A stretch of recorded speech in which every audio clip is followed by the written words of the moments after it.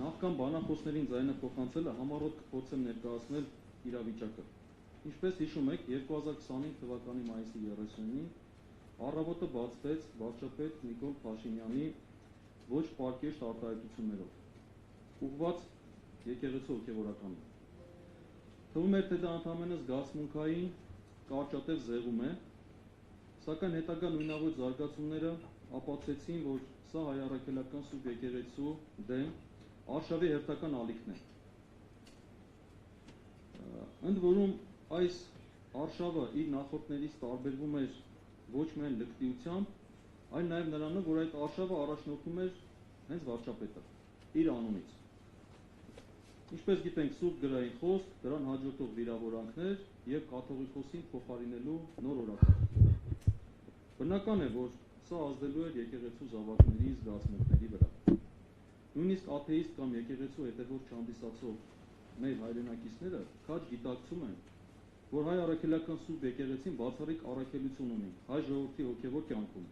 նրա ազգային մշակույթի զարգացման եւ ազգային ինքնության պահպանման հարցում։ Իշխանությունը փորձում է այս արշավը ներկայացնել որպես անձի կամ անձանց դեմ գործողություն։ Սակայն մենք լավ պատկերացնում ենք, որ սա եկեղեցու ինքնակառավարման համակարգի դեմ ուղղված արշավ է։ Իսկ դրա ապացույցները բազմաթիվ են։ Մասնավորապես, վարչապետը վաղուց իրեն համեմատում է Պապ թագավորի հետ, որը ինչպես հայտնի է հակաեկեղեցական կեցվածք ուներ։ Նոր Հայաստան, նոր հայրապետ շարժումը 2018 թվականին իշխանության թողտվությամբ կամ կազմակերպմամբ իրականացվեց եւ դադարեց միայն այն ժամանակ, երբ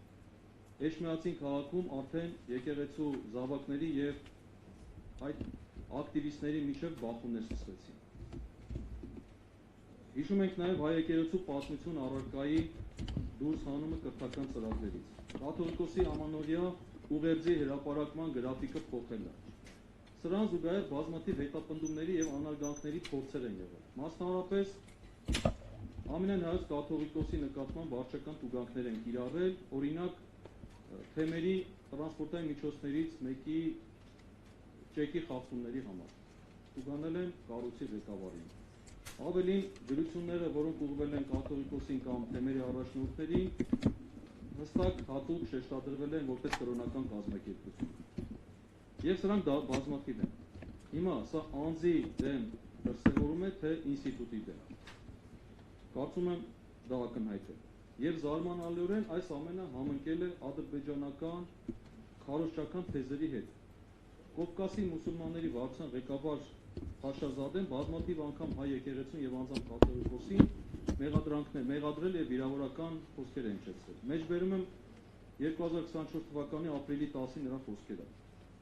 Այսօր կաթողիկոսի գլխավորությամբ հայկական եկեղեցին ամբողջ աշխարհում ռևանշիզմ է քարոզում եւ որևէ կերպ համաձայն չէ,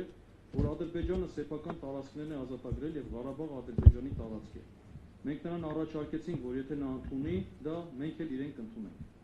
Վերջին սրացման առիթը 2025 թվականի մայիսի 27-ի Շվեյցարիայում եկեղեցիների համաշխարհային խորհրդի եւ Շվեյցարիայի բողոքական եկեղեցու կողմից կազմակերպված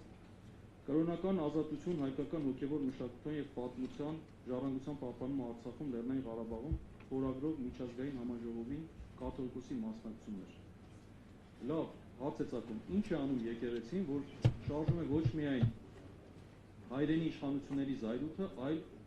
նաև մեր թշնամիների։ Արդյոք եկեղեցին հեշտ չի համակերպում պարտվական քաղաքականությանը։ Եթե մեր եկեղեցին այդպեսին լիներ,